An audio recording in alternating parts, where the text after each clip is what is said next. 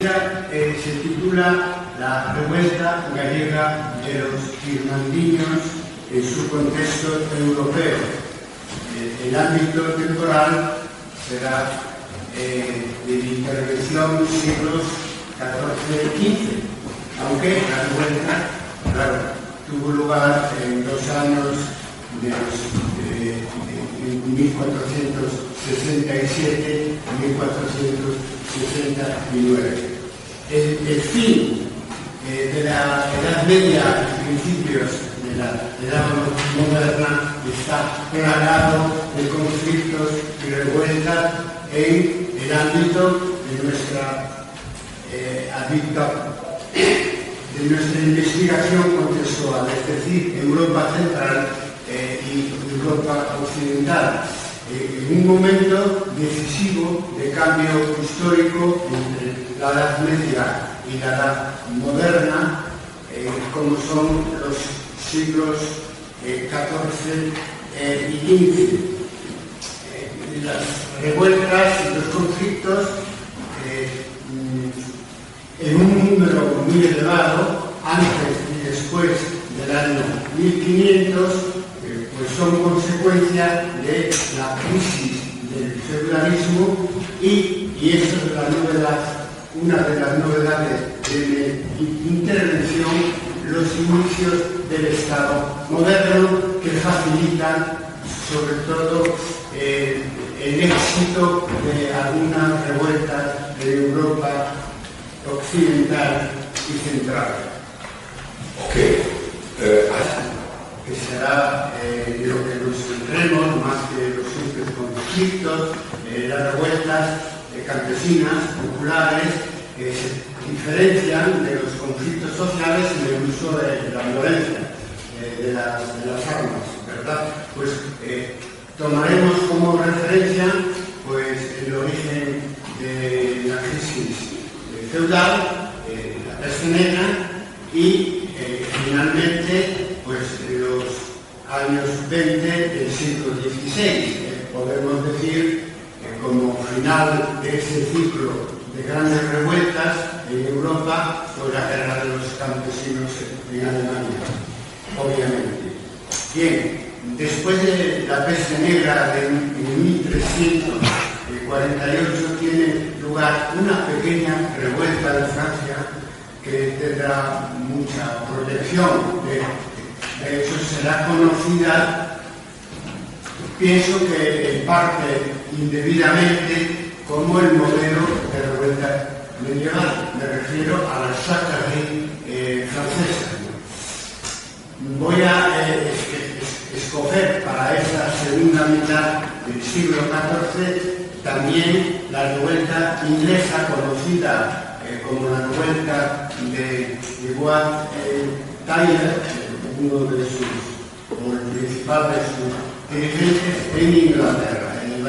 Como decía Egipto, el levantamiento inglés de 1381.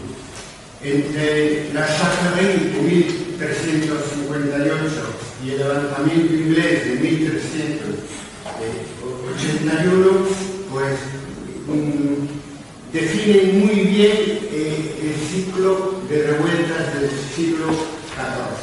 Son de poca duración. La Jacquerie francesa duró 10 días nada más y el levantamiento inglés de 1381 aproximadamente un mes. Fueron muy violentas y finalizaron con represión, es decir, con la ejecución de sus dirigentes. Son además las primeras revueltas de la Baja Edad Media europea de ámbito local, pero tienen una característica muy peculiar, y es que ambas, la Jacquerie y el levantamiento inglés, terminan con una marcha de los rebeldes sobre la capital política del reino, contra la corona, que es decir, París en el primer caso y Londres en el segundo caso. En el caso de la Jacquerie, la poca duración de la revuelta impidió que los campesinos rebeldes se pusieran de acuerdo con la burguesía rebelde parisina representada por Etienne Marcel. Y eso, pues, en fin, fue una perdición para los rebeldes. Decíamos que el levantamiento francés se frustró en cuanto a su resultado por no haber llegado a un acuerdo con la burguesía parisina de Etienne Marcel. Eso fue un final negativo para los rebeldes, con ejecuciones, etc. Sin embargo, el levantamiento inglés tuvo en este sentido más éxito, porque la marcha de los campesinos sobre Londres terminó con la toma de la Torre de Londres. Tomamos nota de cómo finaliza, por tanto, este ciclo de revueltas europeo de la segunda mitad del siglo XIV y llegamos al siglo XV. En la primera mitad del siglo XV voy a hablar de dos revueltas que implican una transición del modelo de la châtellerie al modelo de las revueltas en la época del Renacimiento, tan distintas en sus resultados, por lo menos en algunas partes de Europa central y occidental. El primer ejemplo que daré sobre esa transición de las revueltas del siglo XIV a las revueltas del siglo XV es la primera revuelta bajo la forma de hermandad en Galicia, en el norte de Galicia, que fue la primera hermandad que hacían los rebeldes después irmandinos, que fue en el año 1431 contra los señores de Andrade alrededor de la ciudad de Ferrol y su comarca, con la ayuda de los campesinos del obispado del vecino, obispado de Lugo y obispado de Mondoñedo. Esta primera hermandad tiene en común con las anteriores.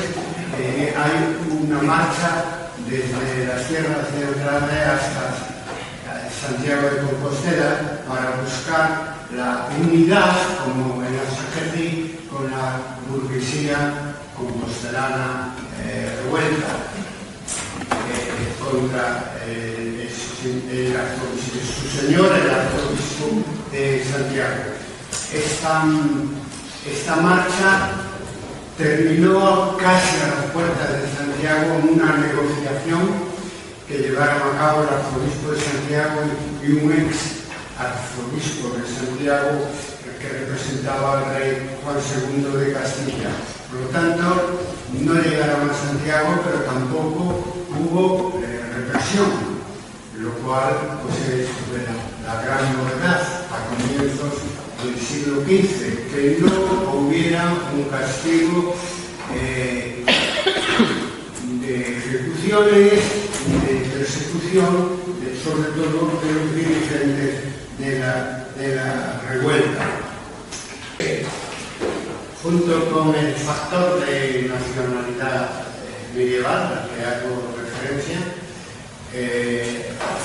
se distinguen estas revueltas de la península ibérica en la segunda mitad del siglo XIV por, sorprendentemente, conseguir cierto apoyo del monarca, el rey de Castilla, en el caso de Irmandiña, Enrique IV,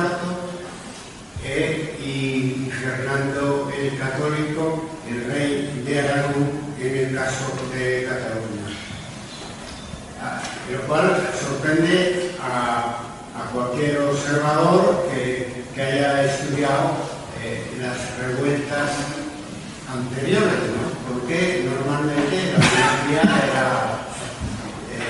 jugaba un papel esencial en la represión de esta revuelta. No es así ya en la época del Renacimiento, en la segunda mitad del siglo XV. Fernando el Católico 2 años después de la segunda insurrección de los países de Remesa, llega a un acuerdo con campesinos y con los señores en Cataluña para abolir los malos usos. Una gran victoria para los campesinos que caracterizará en el caso catalán y también veremos el caso gallego la segunda mitad del siglo XV, que las revueltas son triunfales. En medida suficiente para poder hablar de victoria, en contraposición con lo que sucederá con las revueltas del siglo XVI. En este caso, las comunidades de Castilla y las Germanías de Valencia, que serán reprimidas como en la época de la Sanjurjía francesa, ¿no? Pero en ese momento, en el siglo XVI, tenemos ya un Estado robusto, imperial, además. En el caso de Carlos V es evidente. Por lo tanto, es un momento muy importante y muy especial, como un paréntesis en la segunda mitad del siglo XV, donde nos encontramos revueltas campesinas y populares que consiguen el apoyo de un Estado que estaba transitando del Estado feudal al Estado moderno, y con un representante, este último, tan importante como Fernando el Católico, que como todos sabemos fue uno de los modelos que sirvieron a Nicolás Maquiavelo para la realización del príncipe. Un clérigo de coro de la Catedral de Santiago, Ruy Vázquez, estaba editando una crónica de Santa María de Iria antigua, ¿no? Para un canónigo de la Catedral de Santiago. Y eso, en el año 1468, él, que vive como una gran parte del bajo clero de la revuelta, de una manera activa, participando en ella, pues dice lo siguiente, que por obra de Dios, la Santa Hermandad había dejado a los señores desnudos como vinieron al mundo, sin tierra y sin vasallos. Efectivamente, el sistema vasallático desaparece en Galicia durante estos 2 años, viven sin señores y los señores, unos expulsados de Galicia, otros en el exilio interior, pues son víctimas de un movimiento que la tradición posterior consideraba irresistible. Ese carácter masivo en cuanto a participación de la población en la revuelta hizo imposible la reedificación de la mayor parte de las fortalezas derruidas y también que no hubiera represión, que a todos los dirigentes irmandiños murieron cuando les tocó de forma natural, no hubo represión, lo cual pues viene a dar más fuerza a la experiencia de la primera hermandad en las tierras de la y incluso con más claridad en el caso de Cataluña, porque en Cataluña, un año antes de la sentencia de Guadalupe, ejecutan a Juan Sala, que era el dirigente más caracterizado de la segunda insurrección de 1484. En el caso de Galicia, ni eso. Otra vez nos encontramos con el factor nacional que Galicia y Cataluña comparten con Bohemia. En el caso de Galicia era toda una sociedad rebelada contra una oligarquía feudal a través de un sistema de alianzas que paso ya rápidamente a mencionar, ¿no?, para los minutos que me quedan. Campo y ciudad, campesinos, artesanos o burgueses, que son la base principal de la revuelta. Participación de la Iglesia por parte del bajo clero, de los cabildos catedralicios, que están muy activos en la revuelta, y los monasterios, una vertiente providencialista religiosa de la revuelta que no es tan importante como en el caso de los jesuitas, pero está ahí, es ortodoxa porque se guía por el Apocalipsis de San Juan, en el último libro del Nuevo Testamento, y una pequeña y media nobleza, algunos caballeros que aportan a la insurrección irmandiña por la experiencia militar. Bueno, termino aquí ya. En 1526 y 27 tiene lugar el pleito de Taberna Fonseca, que son 204 declaraciones sobre un pleito entre los arzobispos, un Montrante y otros alegres, sobre las fortalezas derrotadas por los irmandiños, y ahí se desprende un claro sentido de victoria. De hecho, se verifican algunas cosas, pero tiene lugar una segunda vuelta a Irmandiña cuando llegan los enviados de los Reyes Católicos a Galicia, Fernando de Acuña y Alonso de Chinchilla. Al final todos ganaron. La formación de la entrada de Galicia en el Estado moderno pues tiene una base popular importante, y cuando en 1522 estallan las comunidades de Castilla, en Galicia casi no hay revuelta. Solamente el sector popular de las ciudades que se levanta, pero la burguesía ya no participa en la revuelta, y hasta hoy en día los